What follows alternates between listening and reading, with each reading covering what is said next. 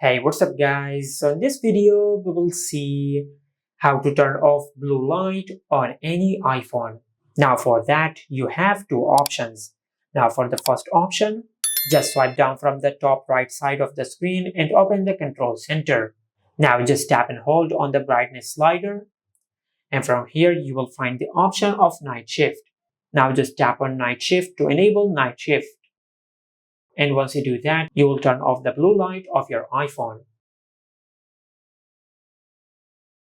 Now for the second option, just open the settings, then go to display and brightness. Now from here, you will find the option of night shift. Now just tap on it.